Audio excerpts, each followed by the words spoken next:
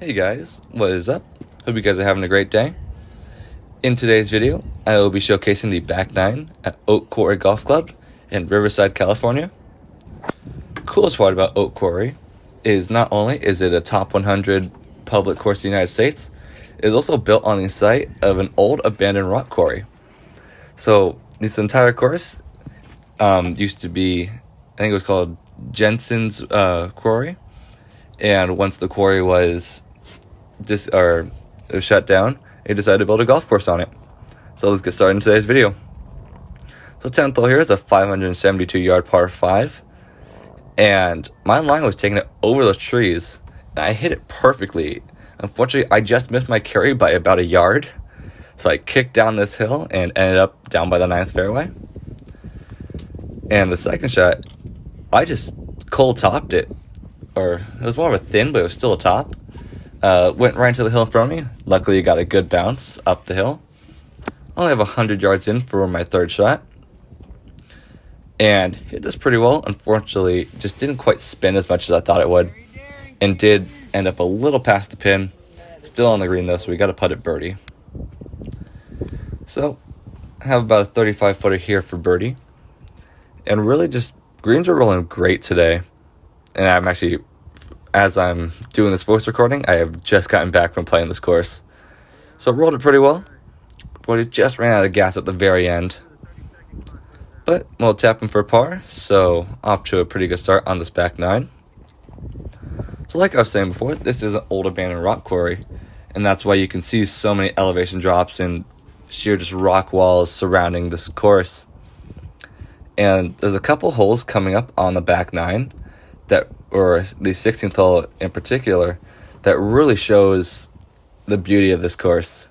If you guys watch part one, you guys will have seen a couple of the holes being played up on the mountain. So here we are on the 11th hole, and that was me trying to point out where my line is going to be.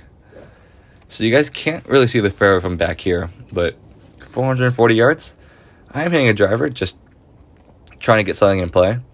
The fairway does stick out on the left. It was about a 270 carry, but it is a very risky shot from this back tee box, so didn't try it. You can see back there where the tee box was, and as you zoom out to the fairway, you can see the left fairway over there.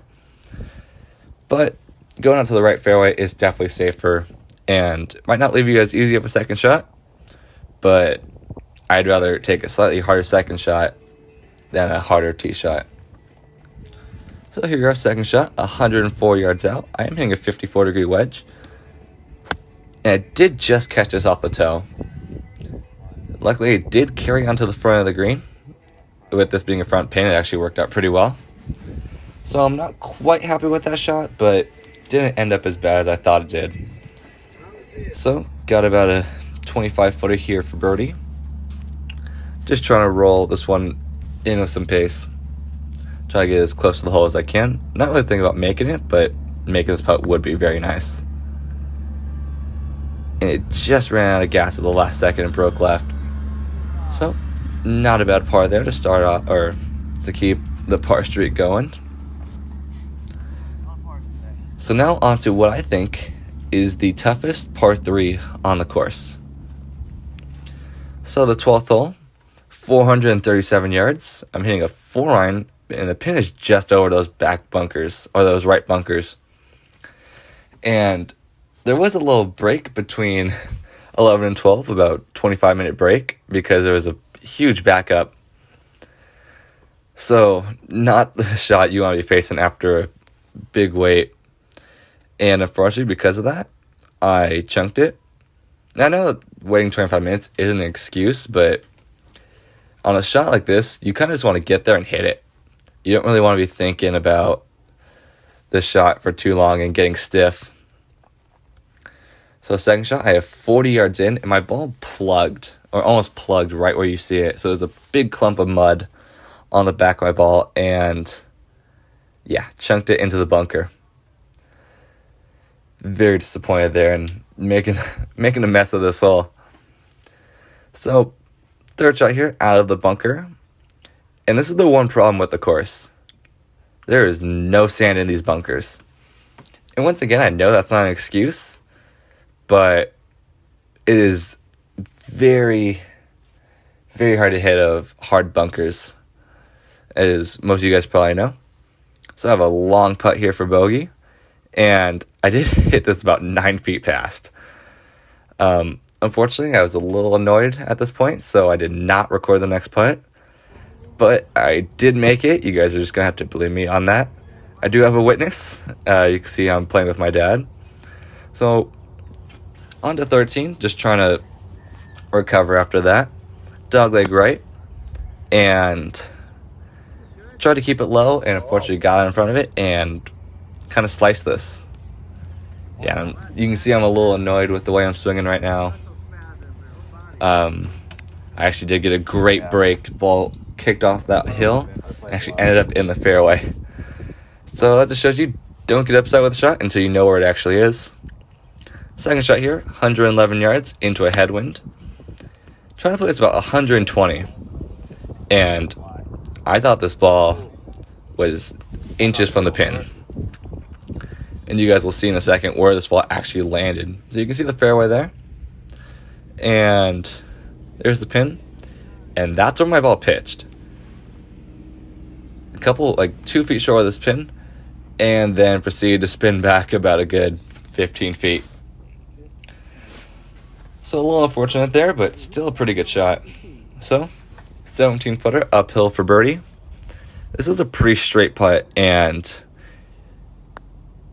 that was probably just one of the worst putts of the day in terms of line. Great pace, but I don't know where I was aiming on that. But still go ahead and tap in for par, so ultimately not bad after thinking I lost that tee shot outright. So here we are on the 13th hole, par 5, and I'm going to be trying to aim this right at where the cart path sticks out. So, and you can see that's the 8th hole right there I was just showing. They did just reroute this course, so I've been playing this course for about 10 years, 10 or 12 years, and once they reroute this course, I have no clue what hole is what anymore. So I did pull this tee shot, which is actually the miss. The 15th hole does run alongside this. So if you're going to miss left, because right, you're dead. So 270 yards in on the second shot. I'm just laying up with a 7 in here, trying to get this ball back out and play. And this is probably one of the best swings I've made in a while. This is a swing my coach and I are really trying to work on hitting or having that swing more often at least. And the result does not sum up how good that shot actually was.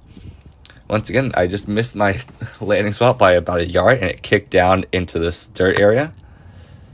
67 yards, and I was just kind of in some weeds, and this ball came out a little harder than I thought it would. So it did fly over the back, or it did fly a little deep. It did stay on the green though. So I have about a 60 footer here for birdie down the hill. This putt breaking left, just trying to roll it as close to the pin as possible. And I actually thought I hit this too hard. Unfortunately, this ball did stop about 7 feet short of the pin. So leaving myself a little tester here for par. You can see the wind is starting to pick up, which when it's windy at this course, it is really difficult to score. But was able to roll it in. Just caught that left edge. So very adventurous par, but a par nonetheless. So now on to the 15th hole. Par 4, 429 yards. Playing dead into a headwind. And this second shot is probably one of the more difficult ones on the course. So I'm really trying to get this as far down the fairway as possible. And I hit that one about as good as I could, as good as I can. Went almost 300 yards into a headwind. Actually, just over 300 yards into a headwind. Did just end up staying on the fairway. Almost rolled through it, but not bad. So pins just over those bunkers on the right. And you can't miss right here. Those bunkers are dead. And unfortunately, I missed right. I got very lucky, though. This ball just carried those bunkers and didn't spin back down in them. But if you're going to miss, you got to miss left on this second shot. There's so much room, and the ball does feed down to the right. So you can see there's the fairway there with the rock wall. There's the pin. And there's my ball. About a foot from rolling back down to that bunker. So, I had nowhere to put the camera behind my ball, so it's behind the pin. So this is a 33-foot putt. And you can see the one of the rock walls right behind where I'm standing. And that's really kind of, this course meanders its way through these little valleys. If you're a 33-footer, you can see how hard the wind is blowing just by the flag. But it shouldn't affect the putt too much. And I was able to roll that one in. So what I think is probably one of the hardest holes on the course, walking off with birdie, really did feel great. And now onto probably the coolest par 3 in the area. 16th hole, and this is what I was talking about. Really showing the course's true beauty. There's that rock wall right there, and you're hitting over a lake. There's actually 2 lakes here, one short of the green and one past the green. Definitely one of the coolest holes on the course. And this hole is actually rated one of the best par 3s in America. 212 yards from the back tee box, playing about 198 yards, so I'm hitting a 6-iron. Really intimidating tee shot, and really did hit it well. It's a 6-iron? This ball actually flew just over the back of the green onto the back fringe, but anything where you have a chance at putt, or anywhere you can hit a putt from, is a really good leave. So I've got about a 35-foot putt here. And this ball kind of just skipped its way through that rough, or the fringe, and rolled out a little past the hole. So not the greatest putt there. You can see where that tee box is, just or left of where I was. And here we go, about 3 feet from my par. And yeah, I just pulled it. Very frustrating when you 3-putt from just off the green after making a birdie. So 17th hole, short par 4, 346 yards. I'm hitting a 3-wood here, and you can see this is probably one of the coolest tee shots on the course. You're back in one of these little valleys carved out by the quarry, and just a really cool tee shot. Still hit that 3-wood pretty well. There is a bunker right in the center of the fairway, about 300 out, so just leaving it short of that gives you a pretty good leave. You can see that bunker I'm talking about right there. So now I have 67 yards into a front pin. So just trying to make sure this ball flies on the green and gets a little bit of spin. And this ball actually took a very hard bounce, which made me worried.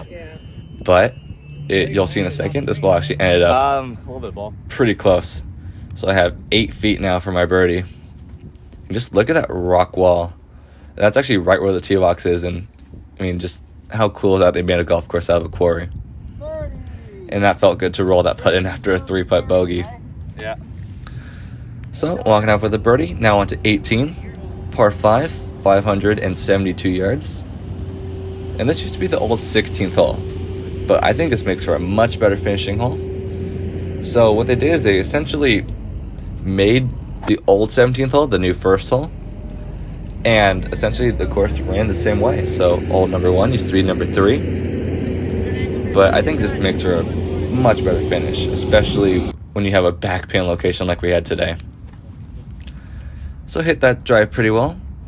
And now there's water up by the screen, so I'm just trying to lay up into a good position, hit a 7-9 out there. Not trying to be too aggressive. I hit it pretty well. The ideal line from there was just right of the clubhouse, and that's exactly where it ended up. So pretty happy about that. And did get a little unlucky with that shot ended up, but still not bad. So you can see that water there, and if you turn back around, you can see the entirety of the hole. It does play uphill. So third shot, 110 yards to a back pin location just over that water.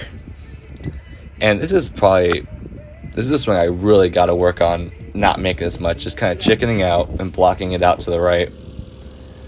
So, fortunately, have a 45-foot putt for birdie here, up the slope.